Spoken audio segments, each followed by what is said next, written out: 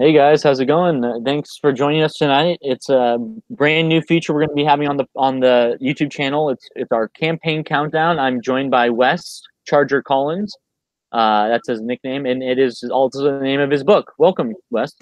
Oh, well, it's glad to be back here. Second time on the Wicked stream, as it Exactly. were. Yeah. And how have things been going for your campaign? Well, I mean, thanks to the likes of Tristan Nerdette's News, John De La Roz, Weaponized Nerd Rage, we've actually, like, in the last, 5 days, we kind of, skyrocketed from, 43% of the campaign to 62, and we're still just over, I would say, just over around 5 hours left in the campaign. So, I mean, if people are watching this live, then they can have a chance to back it. Or anyone who decides to be bored with their funds, like, oh, I've already backed it. Well, we will. I will happily take any questions that you may have about the book or the story or what have you. So, And what kind of any perks are you guys offering for the campaign right now? well, what kind of perks you mean? Yeah, perks, rewards. What are you? What are your tiers like? Well, the basic one is the $2 tier, I call it, which is the busker fee, which I call is for support, which means that your name will be in the book, like immortalized in the book as a campaign backer. You don't really get a copy of the book. You can buy it later when it comes out, but at least you said, hey, I dropped 2 bits into this book. And then your name's in the book. So that's cool. And then the next one is the $5 fee, which is the digital copy.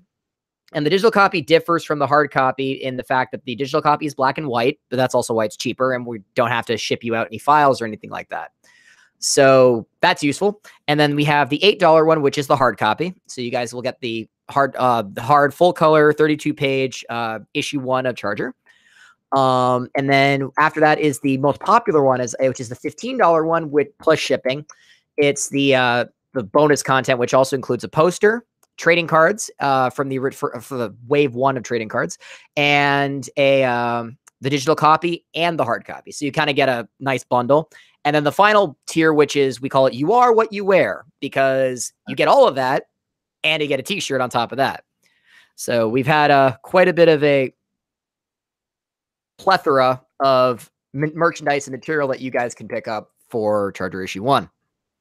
And that's awesome. And that is a good point that brings up, is that it is just the first issue. Is that right?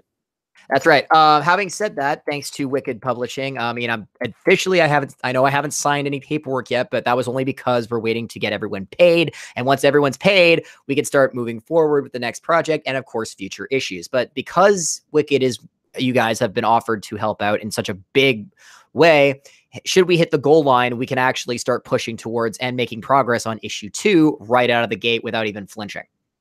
Wow, that's exciting. And so, will the second issue continue right from where the first one ends off then? Absolutely. I mean, it picks up right where the first issue ends. I mean, like literally seconds later, and you basically continue on in the story. Nice. That's awesome. You've been doing a lot of work with Mr. Marvel. How's that been, to work with him as an artist? Mr. Marvel, Troy Torres, is probably one of the most nicest, compassionate, understanding guys I'm ever going to see in comics. And he's the ideal guy to have on your project, especially when you've been working with a character for 13 years, like I have.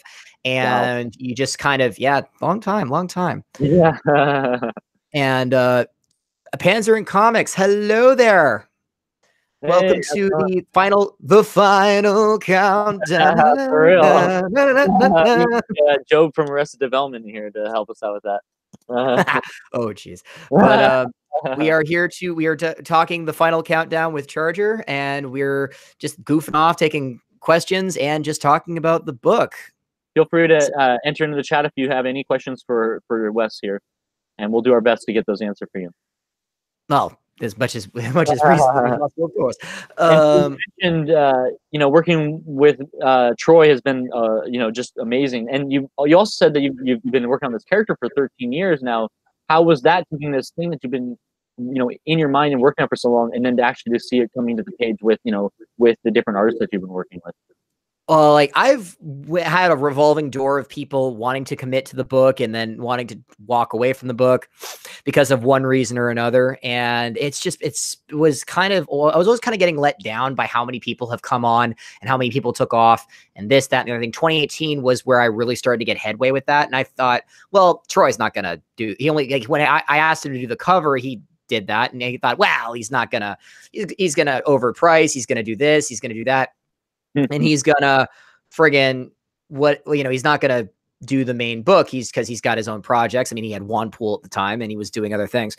And then all of a sudden it's like, yeah, I can do the preview. And then all of a sudden, yeah, I can do the book. And I'm like, and it just kind of snowballed one into the other. And it couldn't have happened at a better time. It was very much a right place, right time kind of situation where all of a sudden, boom, I'm suddenly with an artist that wants to work on the character. And he even did this like little Teen Titans Go chibi version of Charger when he was doing the Twitter Titans Go, when he was taking everyone's original characters and making them Teen Titans Goified. And that was right around when the Teen Titans Go to the movies came out. And that was like the summer of last year. Wow. Okay. So yeah, you guys have been kind of working on this for a little while then, it sounds like. Yeah, but no, like I would say like the real headway came in, I would say, around the late summer, start of the fall. And that's when we also ironically started making headway for the book, because I released the campaign at the end of November. And of course, I know not the greatest time to have done a campaign. I mean, Christmas and all that other stuff, but we did what we could, and all of a sudden now we're here, and we are actually currently sitting at, with 5 hours left, we're currently sitting at $3,102, 62% of the $5,000 goal line. Jeez, man, that's pretty exciting. That is exciting. It's could you have seen yourself, like at this point? Like, do you have all, in your head, or did you have any, what did you see going into it? What was your? Well, I certainly dreamed like that. Like everyone, when they're in their wildest dreams, could actually expect to get any kind of income. I mean, it's not like in a perfect world I would have been funded, right? And we actually would be going into the territory of where it's like stretch goal, it's in demand, and we do this. I mean, everyone has those fever dreams kind of thing, right? When you're doing these books, I mean, but the reality is not everyone is Durstian Comics. Not everyone is Ethan Van Sciver, or where they could just like whip out like $500,000 like that. You know what I mean? Yeah. Especially, I mean, the longer the time goes, it seems like the sustainability of it all. So to see that there's still a really good crowd in the Indiegogo scene is really cool. I think to see. There seems like there's always that people were all kind of bringing that up. That worry. But to me, I don't know. To me, it still looks like it's going strong. I think so. I think what's very what I've noticed, at least, and I was brought to my attention a couple of times, is that I think it's kind of a shame that a lot of campaigns like mine and like Sportman, who actually also signed on to Wicked Publishing recently, if I remember correctly, they all get these campaigns and get these big, beautiful books, and they don't seem to make an impact in the same way because we're not going out of our way to cause drama or something like that. It's like not really our thing. It's not really our kind of, we just want to put out a good book for you guys to read. And that's always been the goal, I think, right? With your campaign. I mean, for my campaign, like I just wanted a good superhero book that anyone could pick up and go, I like this character. I want to read more of it, because I've written this character for 13 years. This was like, so well over long before any of this partisan identity politics, this, that, gate this, anti-gate that, was a thing. So I said, all right, I've seen this. I'm out. I'm not doing that. I just want people to read the book. If you're part of these Twitter drama things, I got more power to you. That's your thing. But my thing is just hopefully can make a book that you guys can read and you can pick it up and you can enjoy it. Because money is green no matter what, money is green. It's like, oh, but what about it's all about the money? You do realize I've written the character for 13 years, yeah? You don't stick with a character for that long and think it's just about the money.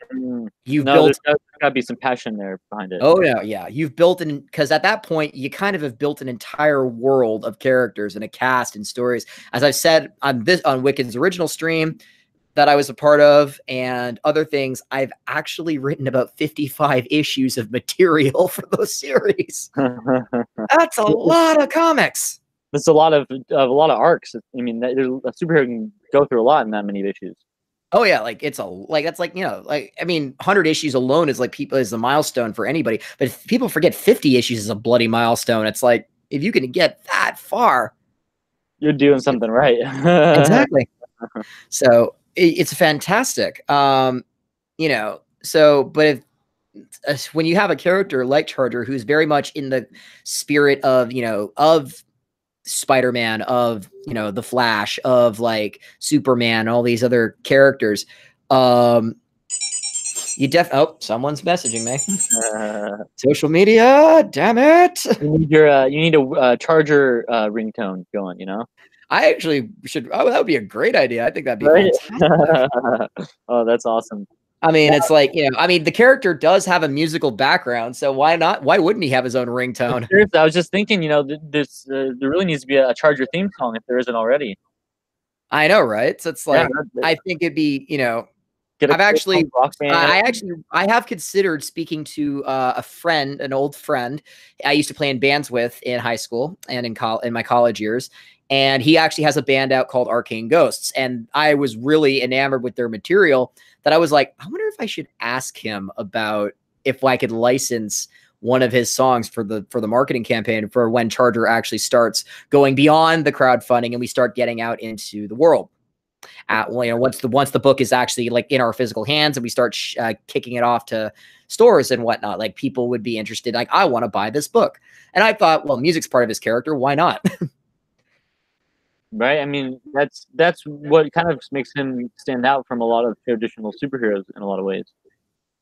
Well, I mean, it's not exactly a new concept. I mean, Spider-Gwen has the idea of a musician by day, vigilante by night. I mean, really? I mean, I guess because Spider-Gwen came out in 2014, I kind of did it. I did the idea first. I just didn't get it published. I just didn't get it published before Spider-Gwen. Damn it. Go figure. But having said that, now hindsight's 2020. It's not exactly a new concept, but at the same time, it's not a concept that is done often, you know? It's not like, oh, well, you know, it's not like the journalist cliche. I mean, it's not Peter Parker or Clark Kent or, you know, people into that vein. It's not I mean, there are characters who do take a journalism route, but it's not the main character. His life is that of a teenage musician. I mean, he's the son of a former pop starlet Hollywood type and a racer. So the arts and entertainment, the media, is very much part of his character, even when he represents the counter to the more mainstream ideology, which is kind of ironic because when he puts on the costume, he is the mainstream. People think he's cool, he's hip, he's popular.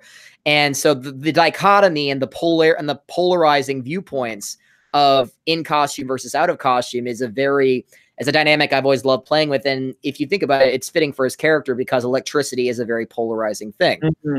That's pretty cool. Yeah, I like that a lot too because, like you said, it's like when he's in that costume, he's playing that ideal hero. He's trying to live that up to that ideal.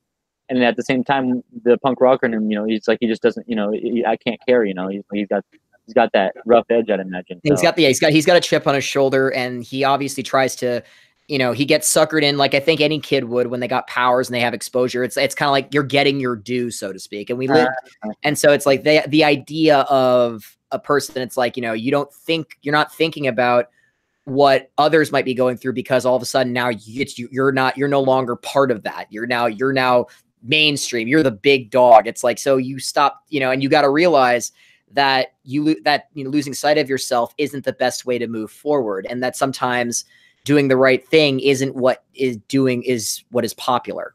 I mean, and that's kind of something that I think all celebrities need to realize that, I think that's why and I think that's actually interesting because I wrote this, the genesis, the birth of the character was in like the early to mid 2000s. And that was a very different era back then. Even back, like, it's only been 13, 14 years. And yet we've completely, as a culture, shifted, right? And so it's interesting that as time has gone on, this idea of staying true to yourself is still, and thinking for yourself is still very relevant in a culture, in a jaded culture that is very much about the outrage or sticking to whatever line you happen to be a part of. And it's like, but no, the important thing is being true to who you are, not what someone else tells you to be, which is a very interesting thing considering I didn't come out to write a political thesis or whatever. I just wanted to write a story. It just so happens that what I was touching on with the character still ended up becoming relevant. So I was a complete, victim of circumstance is probably the best words I can use to describe it. Yeah, and it's interesting. It kind of reminds me of how, I think you may have touched on this just slightly, but the kind of like how bands and artists have to deal with that and that level of, well, are we selling out for fame and money at this point, or are we sticking to what we believe in, and why we are doing and that was something that I was very, relevant. And actually in future issues, the idea of Matt McCutcheon, Charger, wanting to use his celebrity status as Charger to bolster his band, it comes into conflict with the fact that his guitarist, lead singer Rachel, who is, who I've loosely affiliated, not at first, but over time becomes the love interest. She hates Charger with a J. Jonah Jameson level passion. I mean, to the point where she starts a YouTube channel and starts literally just taking her days and taking the piss out of Charger and what he does. Like thinking there's some kind of agenda, or he's just doing this for money, glory, and fame, and et cetera, and this fear-mongering kind of idea. But she's got a good heart. Her heart's like, she does what she believes in, but it just so happens that said heart is targeted towards the superhero. Go figure. So it's like, and when he actually tries to confront her as Charger on this and tries to, even tries to save her on a couple of occasions, just when you think he's gotten through to her, she just she'll just make another hit piece and just thrash him even more. So it's like, are you kidding me? So, and that is why I wanted a credible reason as to why he would not reveal his identity to his friends, because teenagers can be rather cutthroat. The high school life, the social strata, and all that stuff. And so if the outcasts are seen with the so-called popular person, then, well, everything that they know is a lie, so they're selling out, so they'd cut him off. And so he doesn't tell them because he doesn't want to lose his friends. But at the same time, he sees that level of hatred they have for the idea of Charger that he's not sure what they would do when the real thing is right in front of them. And whether they would accept him or reject him. Really. And yeah, that's a very common thing that's actually been relevant in superhero TV as far back as like Smallville back in the early 2000s. I mean, the idea that Clark would never reveal his identity to people because he was afraid of how they'd react. And so, and that's something that is very, very, that's something teenagers do think about. I mean, it's a very, very relevant thing that's, it's existed before I was in high school. It existed when I was in high school. It's existed after I've left high school, It's a thing that's just old people, kids. It's because the idea of teenagers trying to find their place in the world. What does that mean? The coming of age cliches, the tropes. It makes you wonder, how much have we changed as a culture, and yet how much have we stayed the same? Yeah. Hi, Luna. Hello. If you got any questions about Charger, what we were talking about, the themes, the characters, the story, feel free to ask. We are all present. It is all good as we are counting down. Don't forget to back it on Indiegogo. We'll post the link. Is that Charger's? Is that his Matt's superhero voice? Does he have like a Batman style voice or anything? Actually, he deliberately, because he can do this with his powers. He can static out his own voice, so he actually alters his voice. He vibrates his vocal, much like the Flash. He can vibrate his vocal cords, but then he adds a little bit of static twang to it. So it's got this very distinct voice. But yet, if you tried to put it through a vocal processor to try to unscramble it to see what he actually sounds like, you can't. It's like the files are corrupted. I don't understand what the hell this is trying to say. Wow, that seems like it must come in really useful, I think. Well, and especially in a very technologically advanced culture that we live in 2019. I mean, a lot of people say, we're not. No, we're pretty advanced when it comes to technology, and we take it for granted. So it's like in a realistic setting, it wouldn't take long for the cops or even the weaponized autists, as they're known as on 4chan, to unscramble things and figure out how many times have people been busted because some idiot on 4chan took the time to unscramble everything. Jeez. So yeah, I had to, every time I was working out his powers, I had to think of ways. Okay, how would people not be able to figure out he's Charger within like 2 hours? So it was a process. It was a very real process that I had to keep, that I'm constantly thinking about. How does he act? And when I was working on the book, I mean, you could actually see there's a scene in the campaign where Charger's mask is ripped and the eye, one of the eye goggles is missing. The lenses are missing. Oh, yeah. And I'm thinking facial recognition software. How would they not figure that out? Because when Troy originally drew the page where he's saying, you know what, you would know best, wouldn't you, Mercer, destroy people's lives? There's actually, in the original panel, that his mask is completely shredded on the one side. Like you could see his face. And I had to tell him, it's like, people would figure out he's Charger quickly. And so I tasked him, he had to draw back in the mask so that way people could, you know, not figure out he's Charger. Now it's interesting though. The antagonist does know his identity.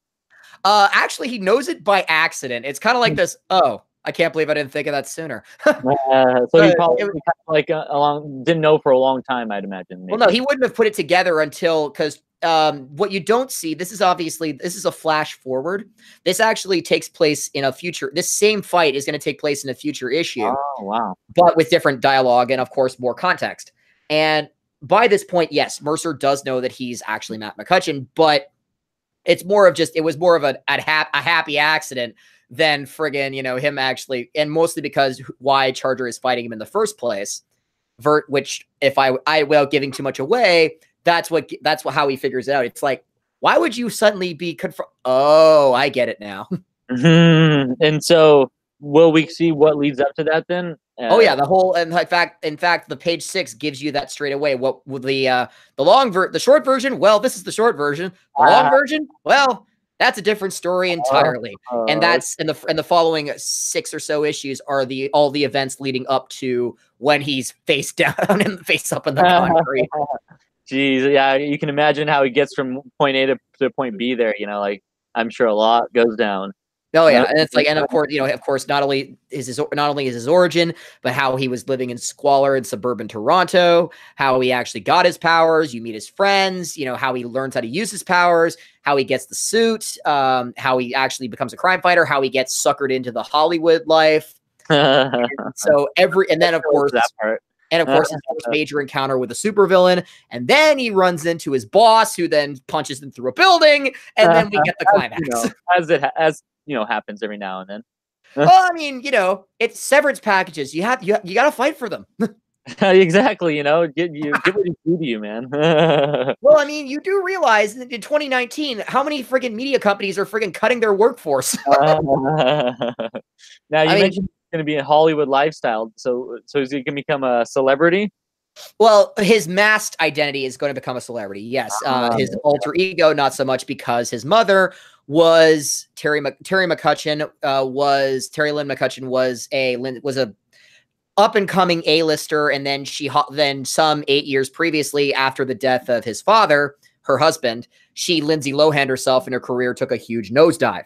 Oh wow! And to the point where they squandered the fortune, they blew everything, and now they're living in suburban squalor in suburban Toronto. They're not even living in Hollywood anymore. They're living in Toronto. You never had a comeback, I take it.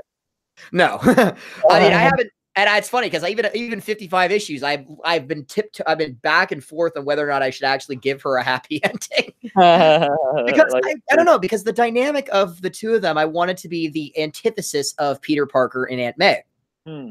Because they're after Uncle Ben they lost Uncle Ben, they came together, and he wants to keep it a secret for her sake, so she doesn't worry about him. And they're loving, she dotes on him constantly, gives him wheat cakes and all the lovey-dovey stuff. I wanted the opposite. I wanted an antagonistic relationship. I wanted a pair. I wanted like the worst case scenario where after you lose a loved one, the two of them just grow further apart. She goes on a bender. She blows the fortune. She's perpetually high as a kite, or at least she was. And then, she went through a series of abusive boyfriends, sent his brother away, and like all this stuff. And he just resents her to the worst degree. And he feels like a spare piece of luggage. And so I wanted something that was the opposite of Peter and Aunt May, because I wanted him to feel like he's in the worst place, that his only solace is through his band and through his friends. And so the antagonist, and so he doesn't tell his mom who he is either, because he thinks she'll just capitalize on him, just like, well, ironically, like Mercer does. Go figure. But it's funny that it really shows how much he really does not like his own mother, that he has no problem giving himself over to a complete stranger who turns out to be a homicidal cyborg, but he won't give it over to his mother. Go figure. Who would have guessed, right? Yeah. But that really goes to show the state of their relationship. I really wanted that. But the thing is, I didn't want her to be completely devoid of humanity either. I want her to realize that she screwed up big time, and that her only redemption is to be strict and to basically make sure her son never becomes her. So she has a very strict bedtime. She has a curfew. He has a curfew. He has all these things. And, you have to follow the chores to the letter. You have to have straight A's. You have to have this and the other thing. And while she kind of comes off as a bitch, like, deep down, you see this is killing her, like, to be this blah, and that he hates her that much. So there's a lot of tension back from both sides. It sounds like then. Yeah, it's like, and it's like, and yet the one thing that I wanted to make sure is that they never cross the line, is that even if he thinks it, he'd never do it. Is that because when you see him get his powers, he does like any other teenager would. He abuses them. So he takes out all the high school bullies. He basically, in secret, admittedly, but he basically gives them their comeuppance. They're the devil. He gives the devil their due, Mm-hmm. Yeah. And he doesn't do that with his own mother. That's the one thing he doesn't spark up his abilities, probably out of fear that she'd figure it out. But he doesn't use his abilities on her. Like, there's a line that he won't cross. It's a line he won't cross. Yeah. Wow. He doesn't kill. I mean, he wants to. I mean, there's a lot of anger and a lot of rage in him. Like, he's got a temper. And he's got a chip on his shoulder a mile wide and twice as long. And that's something he's going to struggle with throughout the series then. Yeah, like it's teenage angst. I mean, I think, which I know it's been explored, I know, but it's I guess when you're coming of age and you're growing up, you're gonna have a lot of angst. You're gonna have a lot of insecurity about where you are going forward. So I thought that would be, and that was something that I gravitated to as a teenager, because Charger began essentially as a power fantasy. Like every other idea that you have when you're that young and you need some kind of outlet. And then of course I forgot about it, kind of put it on the shelf. And then when I went to college, I took a course that specialized in comics. And I had a professor, Willow Dawson, who's a comic artist professor in her own right, professional in her own right. She said, do something with this. And so I pulled the idea out of mothballs and then reworked the concept to make it less power fantasy and more of its own thing, until it eventually became the skeleton of what you now know as Charger on the campaign, and what you're going to know in the future in the issue when it comes out. That said, we still have plenty of room. We still got about 1,900 to go.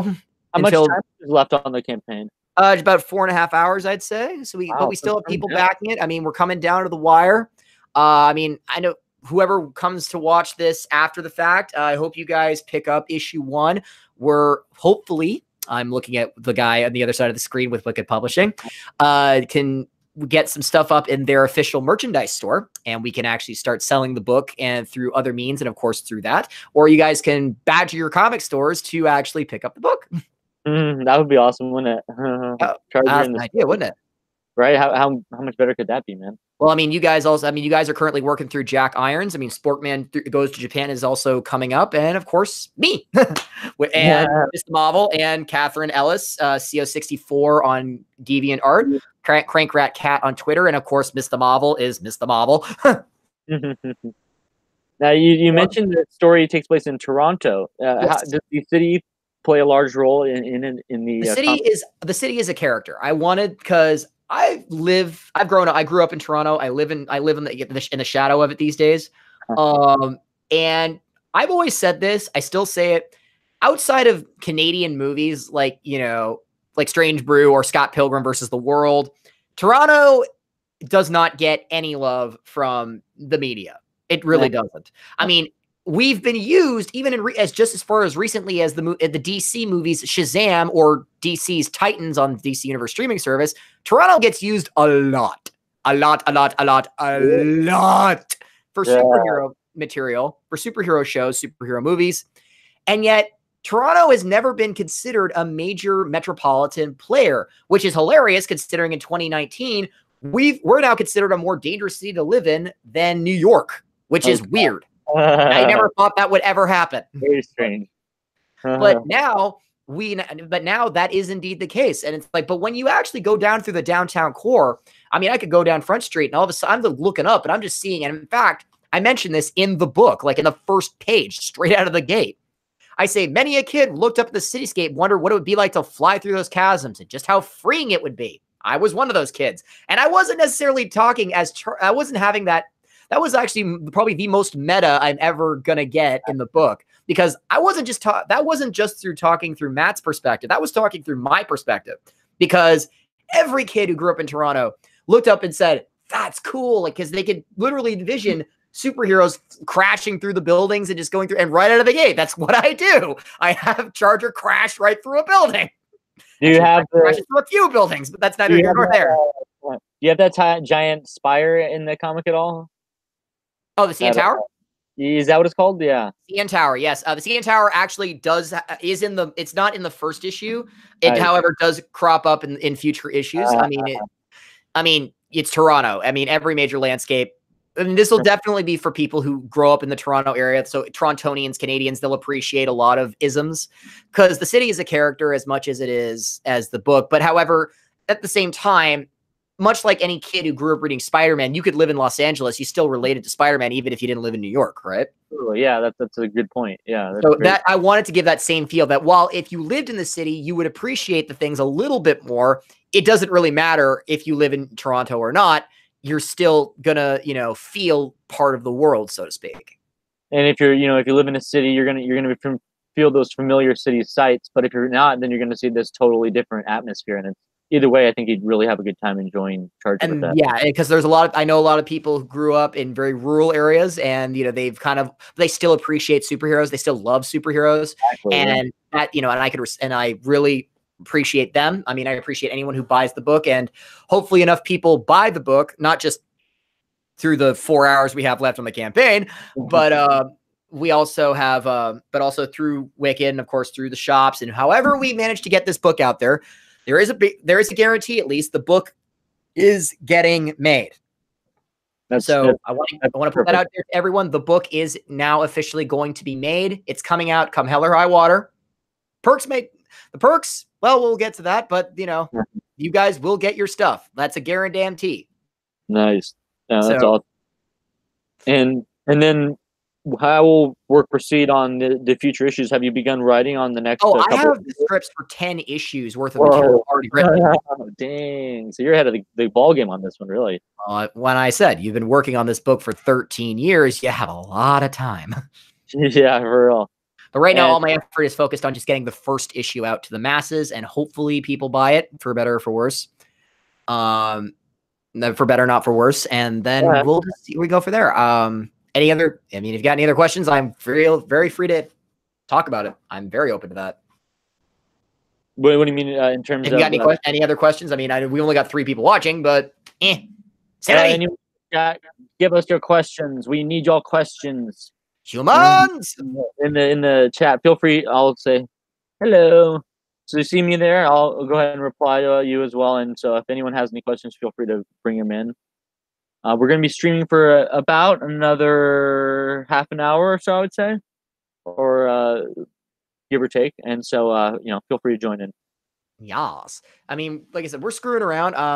For those of you who don't know, this is actually, if Wicked would like to put a link to the Indiegogo campaign in the chat below. They're going, yeah.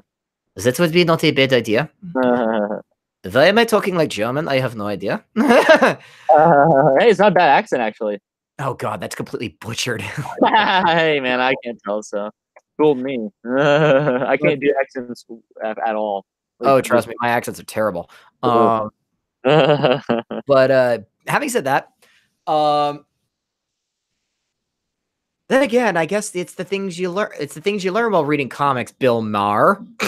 Nah. Oh yeah, here he went off on friggin' comic book fans again. It's like, oh dude, you dumb. That guy's wild. Do something else, man. Ugh, I got no words. I got no words. Uh, Goofing around aside, it's like, you know, it's like, okay, I'm gonna just get back on topic. Charger, everyone.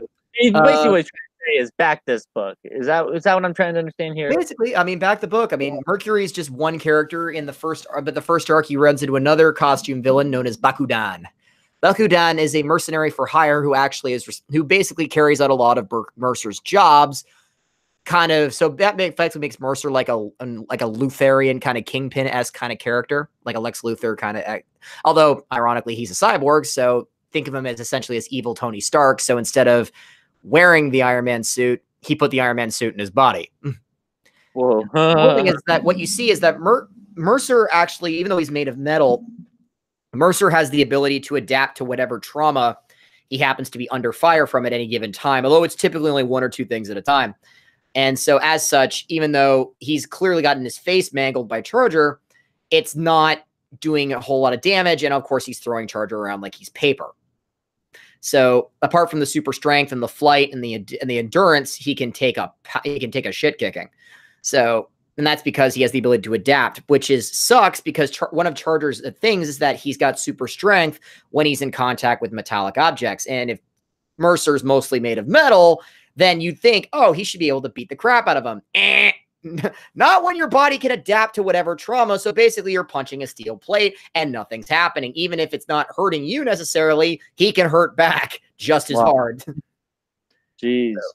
It sucks to be Charger.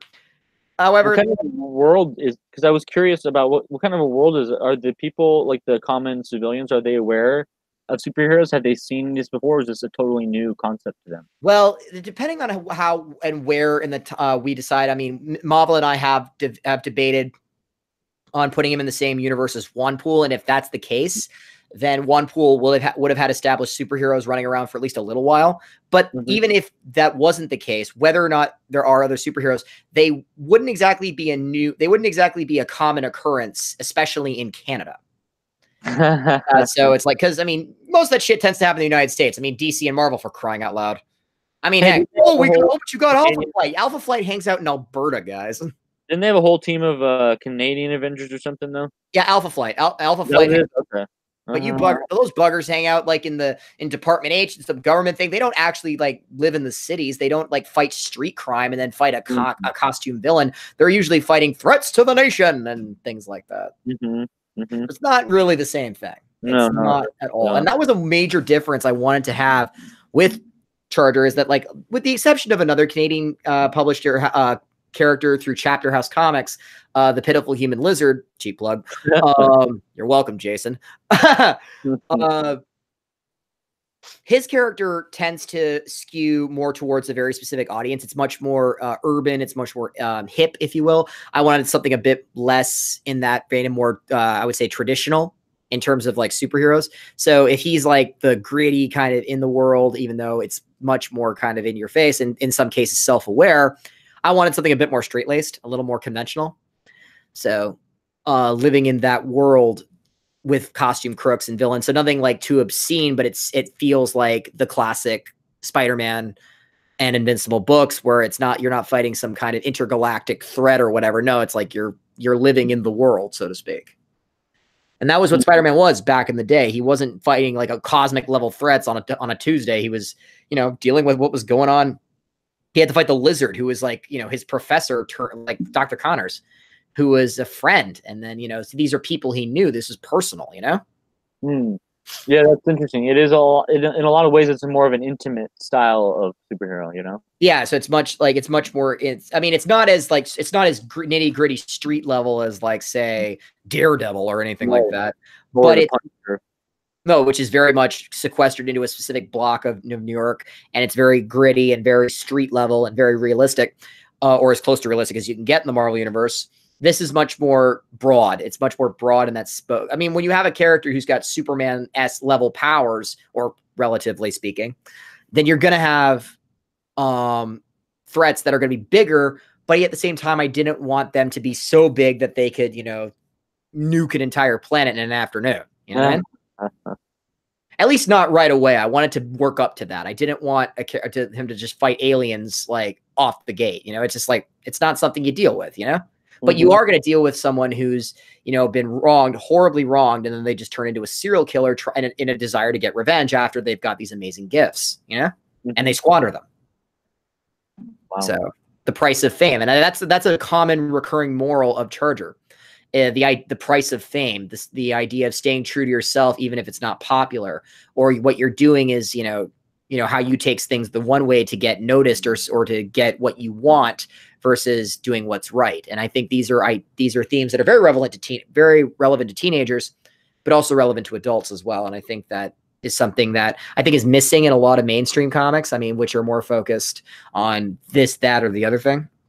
And that we've kind of lost sight of what just a teenager would normally go through. I mean, it's like everyone just assumes, oh, teenagers only care about politics. It's like, no, they don't. Not necessarily. And usually not usually often, very, you know, if anything. I mean, I'm not saying that they don't. I mean, there's some that do. Yeah. And the Covington kids, the David Hoggs, the Covington kids, whatever you want to do, I don't care. That isn't to say that they don't do it, but they're more concerned with, you know, trying to get a decent job, go to college, trying to think of, you know, who's that girl they're going to make out with, that guy they're going to make out with on Friday night. What parties did they get invited to? What new video game is out? Speaking of which, I wanted to ask you, so it kind of has you mentioned that it has a kind of a Spider-Man meets Mean Girls feel. Are there different cliques and kind of different social groups that kind of come into play? Yes, they're actually quite. The Mean Girls element actually comes from the popularity, the dynamic of popularity. So, and ironically, or even if they're unpopular, they're still kind of cliquey. Example: Charger has cliched bullies that are nicknamed the Nasty Boys, which are my take on the Fantastic Four, but at the same time, they're also my take on the Ghostly Trio from Casper the Friendly Ghost. So it's a double whammy. And that was kind of my riff on that. And the leader of them is Brandon, who is basically the Reed Richards Stretch. And he can stretch, or when he gets the power to stretch, he eventually learns how to do it. But instead of being the world's smartest man, he's the world's biggest dumbass. He's just very charismatic, and people like him for some reason that's never explained. But he can, and then of course his immediate yes man, or his Ben Grimm, is Fatso, Fat Man, Daniel, and he has basically the abilities of the Blob from Marvel. Now, there's really not much more explanation for that. And the third member is Jose, who is stinky and serves as the Human Torch. And Jose is actually smarter than the bunch of them and actually isn't really always comfortable with what they do. He just goes along with it because it's easier than being picked on and bullied himself, because the guy's got a bit of a hygiene problem. And he can turn himself into a noxious gaseous form that can either range from just smelling really, really bad to actually being toxic and poisonous. Jeez. And then the fourth member is actually Brandon's sister, who is the queen bee, the former queen bee of the high school, who basically, you know, would always pick on Rachel and always all that other stuff and cause the rumor mill, the sex scandals, until karma bit her in the ass, and she actually was the victim of a sexting scandal herself, because yes, these things do happen in high school. Cyberbullying is a bitch. And she accidentally drove herself off of a gorge. And however, it was a gorge that was loaded with the plot. I call it the plot device that gives people superpowers. And basically, instead of dying, she kept on walking, even though her body is still rotting at the bottom of a gorge. She's alive and there in front of them like a ghost, like a specter. She's a shadow of her former self, a literal metaphor.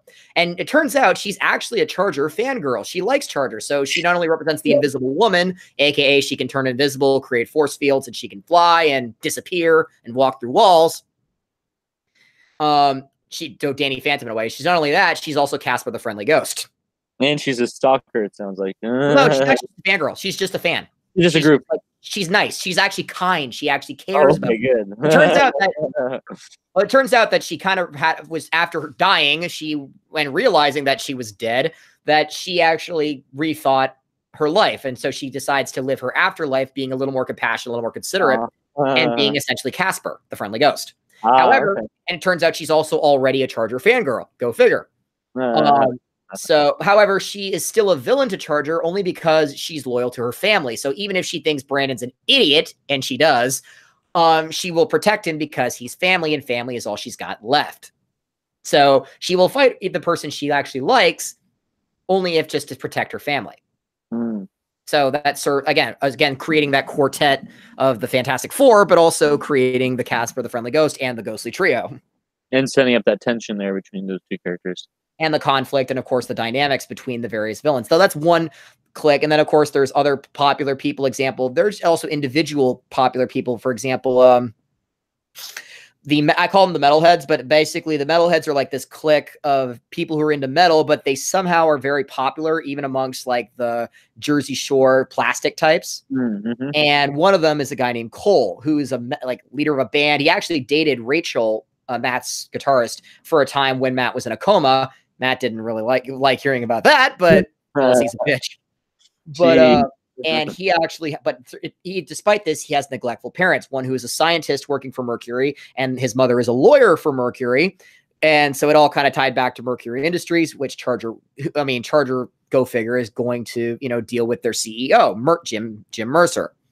So it all kind of ties back together. And of course, they created an experiment called black metal, and black metal is essentially a liquid metal symbiote-like thing that can actually, it's kind of like the parasite. It can drain electricity and energy from whatever it touches and then uses it to power itself. So it gives itself super strength, flight, and durability, and, lightning blasts, right?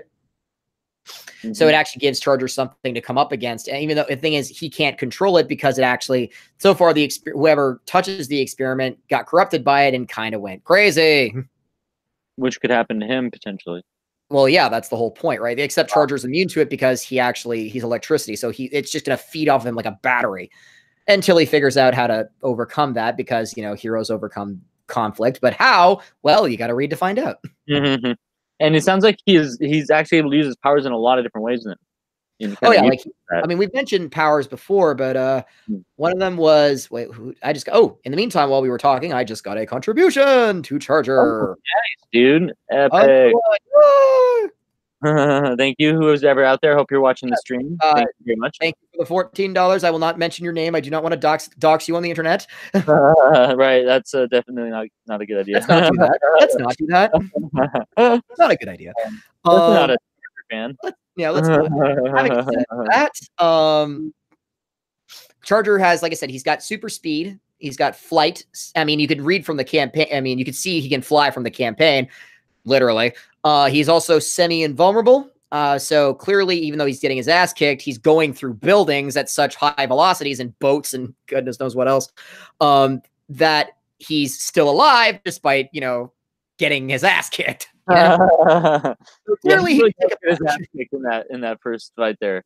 Yeah, like he can fly. Yeah, good at flying through buildings. And his costume matters. He's a mess, and yet he's still alive. He can take a punch. That's for sure. Oh yeah. He's got super strength, however, only in contact with metal objects. So if it's super, as I've said in the previous stream, super strength. If it's made of metal, then he can lift it. If it's not made of metal, that is to say rubber, glass, wood, plastic, concrete, he's got the strength of an average teenager. It ain't going anywhere, Whoa.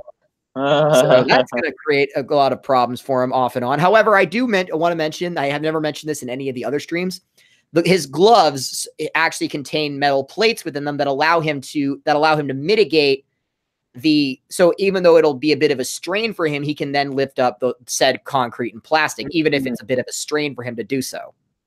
Kind of aiding in his strength a little bit. Yes, it'll give him a bit of a boost. So that way, instead of if it's made of metal, he's got infinite strength. He'll lift it like it's paper, right?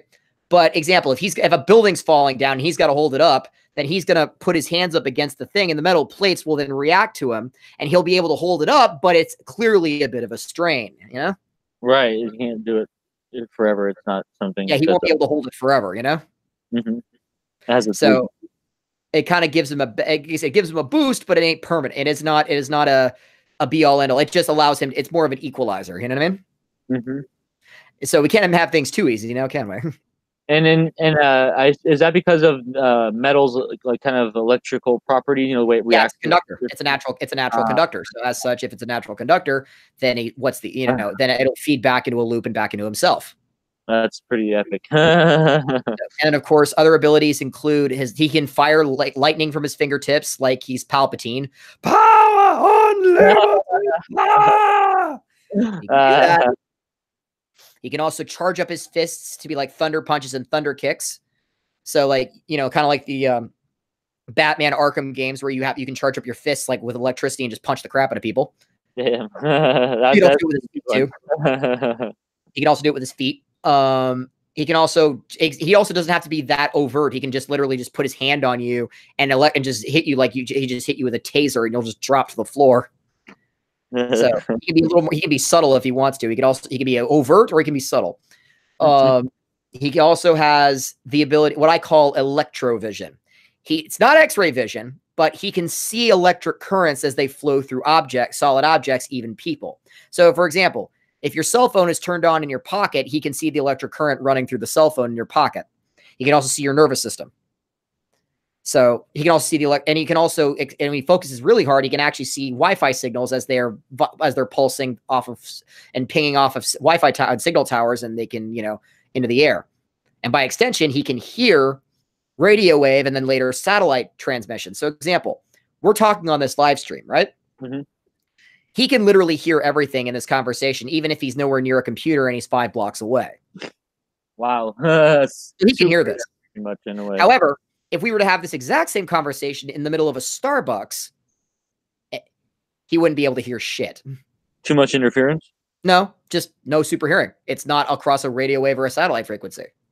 It has to be an electrical device. It has to be electric. So example, a phone call, no problem. He'll hear the phone call. Internet communication, he'll hear it. Radio. So if he wants to turn on the radio, he can listen to that. So can he filter it out easily? Actually, the hearing, like all over the course of the series, his powers develop in varying degrees or another. So some of them he picks up straight away. Some of them it takes a bit of an effort to get the hang of. I see. Yeah, I was going to ask you about that. There's that element of him still learning to get used to his powers. Yeah. So some of his abilities he'll pick up right away. For example, the tasers, the super speed, and the strength. But although he does learn that there's a bit of a learning curve with the strength, the hearing kind of, that's actually a bit of a plot device. Same with the flight. So those are kind of both major plot devices because flying is a lot harder than it is to run, Shit. Yeah, I'd imagine. By the end, he does get the hang of it, and he eventually masters his own abilities. And his final ability is that he can, although this drains him significantly of his powers, he can generate. Although he doesn't know he can do it for a while, he kind of just does it accidentally more often than not for the first little while. But eventually, he learns how to control it. It's the ability to generate an electromagnetic pulse. Like an EMP wave kind of thing? Yeah, an EMP. So he can burst an EMP, although this clearly drains him of his ability to do so, of his powers for, a considerable amount of his power. Right. Jeez. Well, that's pretty awesome. I like how he's got all these kind of variety of ways he can utilize his innate powers and stuff in creative ways, kind of. And electricity, yeah. And I kind of wanted to basically give him the same feeling of Superman, but in a with a very distinct twist. Yeah, and it's kind of fun because Superman's great. He has all these powers, and it's all good and dandy and all that. But with this character, to me, it's just with the way that you set up the abilities, it seems like there's a lot of flexibility and a lot of ways to be really creative with it. And kind of there's drawbacks. Like I said, I love Superman. Like Superman is one of my favorite superheroes of all time. Period. But I did feel that Superman is an ideal that everyone else should be striving towards. Mm-hmm. So. Which means that if you just do a carbon copy of Superman, you're not really capturing the spirit of the character. If you want to capture the spirit of Superman, you have to create characters who are flawed, but they're always moving towards that ideal. Mm-hmm. So like Superman is the hero. He's the ideal of what everyone needs to be. But not everyone can be that. So the idea that Charger has a chip on his shoulder, a mile wide, twice as long, as I've said before. But ultimately, he wants to do good. He wants to get, even though he has to learn how to be good, he ultimately wants to get toward where he wants to be, Mm-hmm. Yeah. And so he's kind of like Batman in that way, I guess.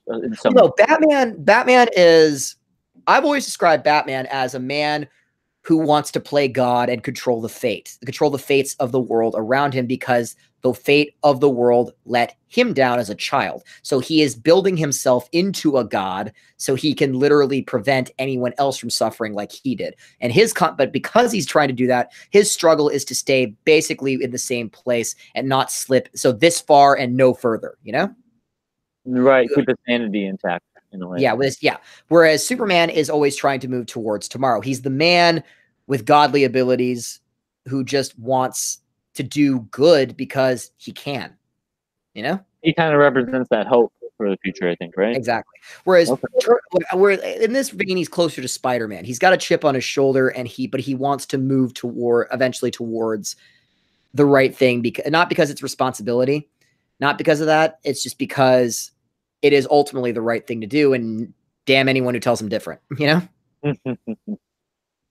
No, that's awesome. Although he does take a little bit of coaxing to finally, you know, more of self-loathing, I would say. I mean, there's a strong element. I mean, even if you read in the preview, there is an element, a streak of self-loathing within his character, and very self-deprecating sense of humor that kind of leans into that. So he's always kicking himself for his failures or whatever. And so, you know, he has to ultimately work himself up to actually wanting to do that. But because for a while, he's very, you know, he's selfishly driven. He's just kind of getting revenge. But then it does take kind of a kick in the head to kind of push him towards a more altruistic path. And the greater good as a whole. Yeah, because he's very quick. I mean, he's got an ill temper. He's quick to his impulses. He's very polarizing. He's very volatile, opinionated, much like electricity.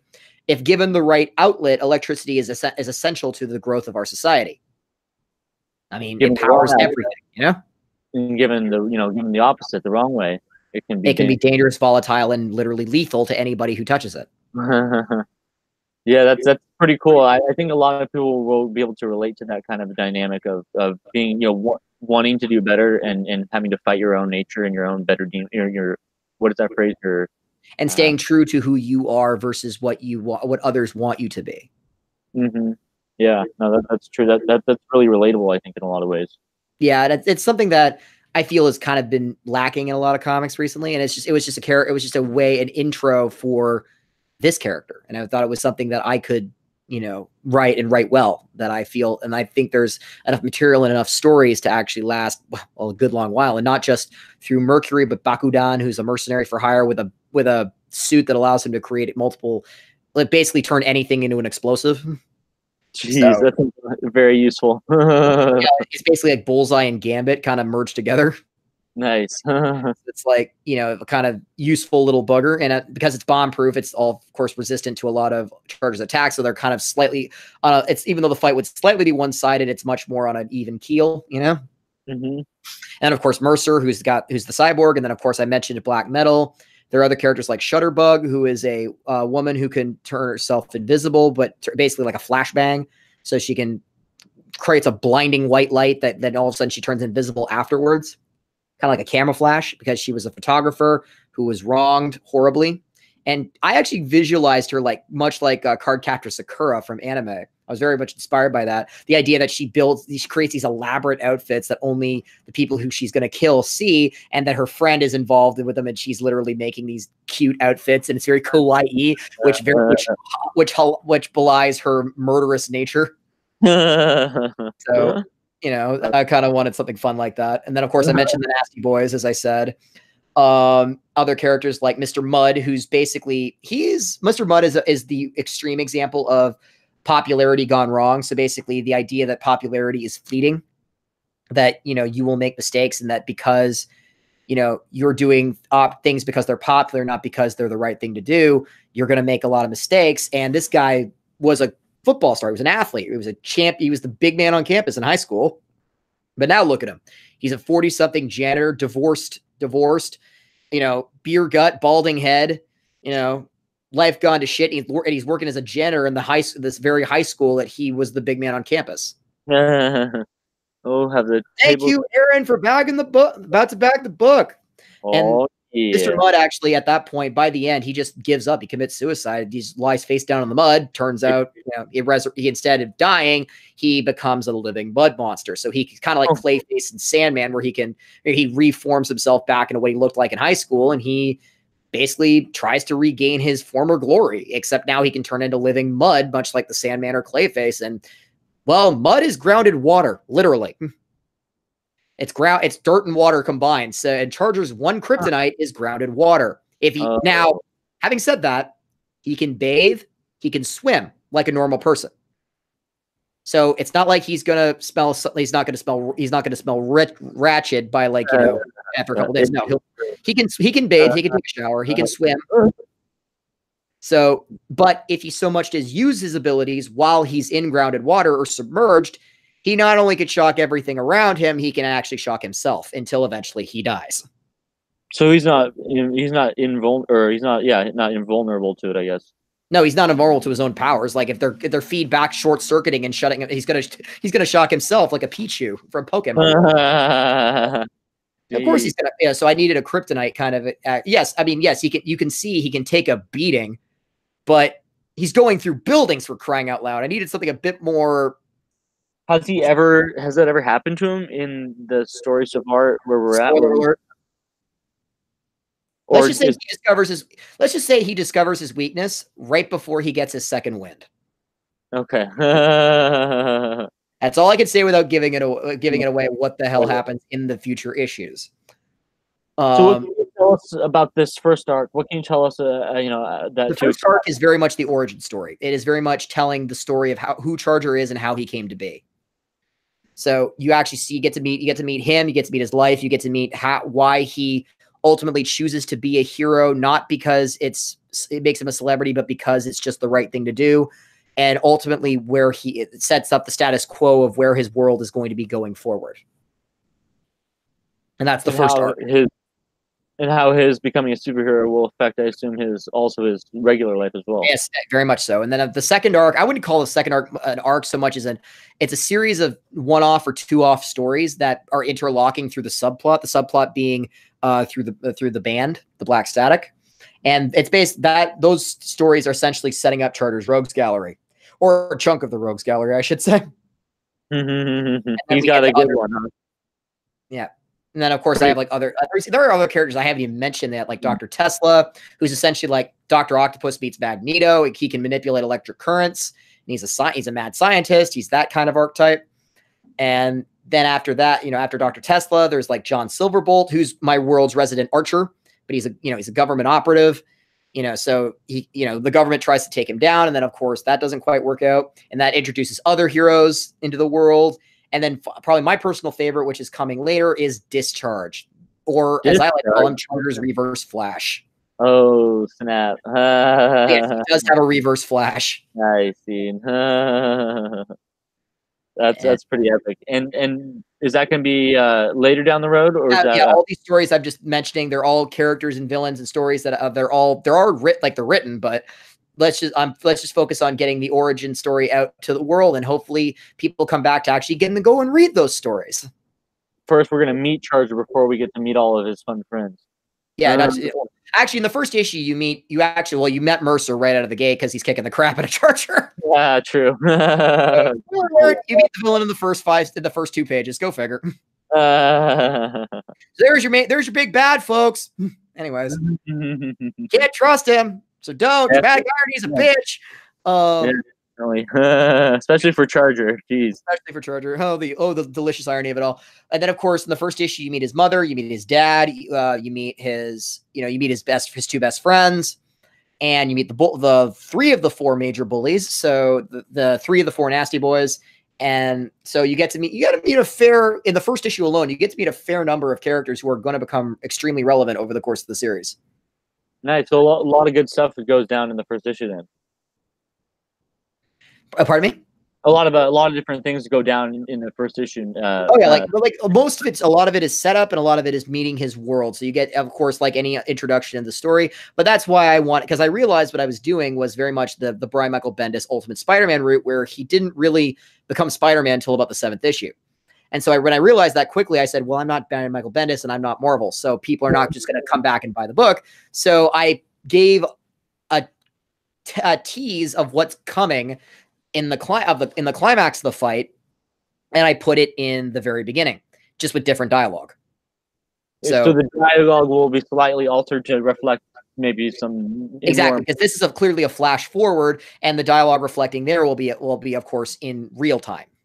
Oh, okay, interesting. Wow, that's an interesting. What you're seeing here is a flash forward. Mm-hmm. So what you're seeing is going to like basically okay. So then how the hell did we get here? Well, now you're going to read the story coming up to that point. I like that. It kind of gives you another reason to go back once you're at that scene again and kind of revisit that scene and get even more out of it, you know. Indeed. Not something I've seen before, I think. So I think that's really cool. Oh, very much appreciated. And Aaron, thank you very much for the second backing. And Charger isn't the only one who has to face the great enemy Discharge. Phrasing? Right? Seriously. Phrasing? I'm not sure. Yeah, it's that's an interesting one. I only hesitate to ask Aaron on that one.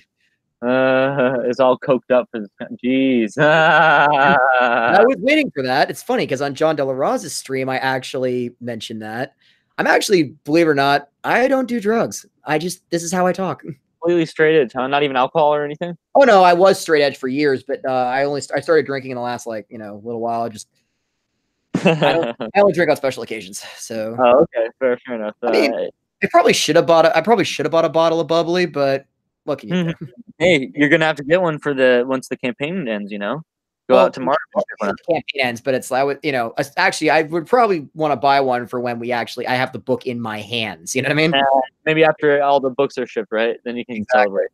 Then we can we'll all toast. We'll have a drink to the release of Charger, but also we're probably going to end up raising a glass anyways to Jack Irons when it comes out. Cheap plug there, Cody. Yeah, that's been an exciting title to work with, you know, and this is only our second Indiegogo under Wicked, so it's all the Indiegogo is all pretty fresh with us, you know. It's a thing to get used to, you know. Yeah, it's just as I said in the chat there, Aaron. It's 32 pages for Charger issue 1.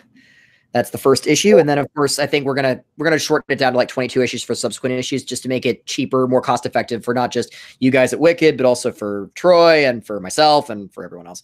And the readers, I would. And the readers, yeah, and subsequent issues, yeah, because the first issue is going to be it's oversized on purpose to kind of give you that introduction to the world you're creating. Oh, indeed, very much so. And then we're going to probably shorten it down after that, but except for maybe like anniversary issues, like the 25th issue and 50th issue or whatever. But you know, we're getting ahead of ourselves a little bit. Now I see that I can't remember the tower you mentioned earlier. It does appear in the one of the panels here. It looks like the CN Tower, yes. And so Toronto, Ontario, is Toronto the city? It is the city, yes. And then Ontario is the province. Ah, okay. Okay, interesting. That's something to get used to. Well, that's like Toronto, Ontario. Canada being the country, Ontario is the province. Think of it like the state, and Toronto's the city. Ah, okay. Yeah, that makes sense. The province is think of it city, state, country, you know? Yeah, pretty much same thing then, yeah. It literally is the same thing. So. It's just interesting to think of it as a province, as a state, you know. Coming from over here, I've never really traveled much abroad, you know. So well, in Canada, like I said, it's funny because we're like Canada government wise and just like geographically and all this other stuff. We're kind of this weird hybrid of England and the United States. It's really weird. It's like this is what happens when you take the two governing bodies and just kind of make them a single entity. Huh. Weird. And no wonder people call us weird. Yeah, people think Portland and Oregon is weird, but just wait till they go to Canada. Oh, none of you. Portland, it's like, oh, you guys haven't been to Vancouver or Toronto yet. Oh dear. You don't know what you're missing out on. Oh dear. Oh, or Montreal. Actually, no. I would, if you're going to say that, I would refer to that to Montreal. But I digress. Interesting. But I think that's all we can really have here. I mean, we crossed the hour threshold, so I think we can wrap it up here. We still got about, I would say, what, 3 hours? 3 hours left in the campaign. If there's any questions from the audience, feel free to post them right now as we wrap it up, and if we'll get to you if you get it in there in time. Yep. The last question was from Aaron. It was 32 pages for the book, and they think that was the last question. Oh wait, Michael lives in the country. California, exactly. Yeah, it's the country of California in the province of the world. Or in the Mask of Zorro, the Independent Republic of California. There you go. Yeah, something people will come to know about me is I'm pretty geographically challenged. So that's definitely something that people have to get used to. Troy is guaranteed to stay on. He is on for the first issue through and through. I would hope that he stays on for future issues. I mean, particularly the first arc, the first 7. I would really rather not have to replace him. I mean, because dude is really gets the character. Probably the best I've seen from all the various artists I've worked with over 13 bloody years. So he really gets the character. So I would hope he stays on if we can continue to keep him paid and keep him happy. That's all we can do. Yeah, once you get a good working relationship with an artist you really like to work with and you work well together, it's something you really value and hold on to. Exactly. Yeah. So it's like, I would hope that if he watches this in the future, it's like, I hope you can stay on for the project and the coming issues, not just for issue 1, but for all the others. I know you got Juan Poole and all the other stuff going on, but yeah, I mean, we're here, we're doing it. We're good. He definitely stays busy, doesn't he? Pardon? Mr. Marvel, Troy, he definitely stays busy. Oh yeah, keeps so busy. Absolutely. Right, exactly. But hey, thank you so much for joining us, everyone, on our first campaign countdown. I had a blast talking with you, Wes, and talking about the campaign. As you said, it's only got a few hours left, so go and back it. I'm gonna repost the link to the campaign in the chat, and go back it. There's a lot of cool tiers, digital if you like digital, print if you like print, plus stickers, and I think there's a T-shirt up there. Yeah, just one heads up, guys. If you're buying the digital copy only, digital copy is black and white. Hard copy is going to be in color. So as such, the digital copy will be out to you guys a lot faster. But if you want that full color experience, definitely go with the print edition. There you go.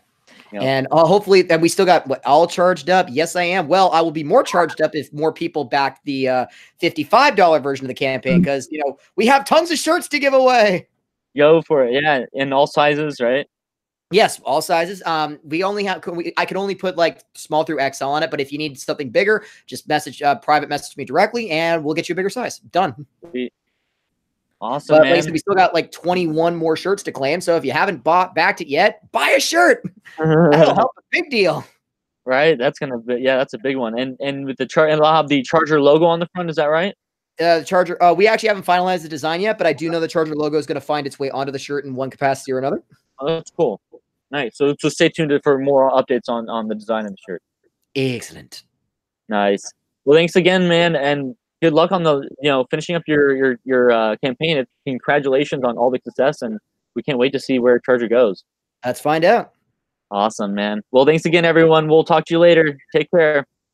Bye, guys.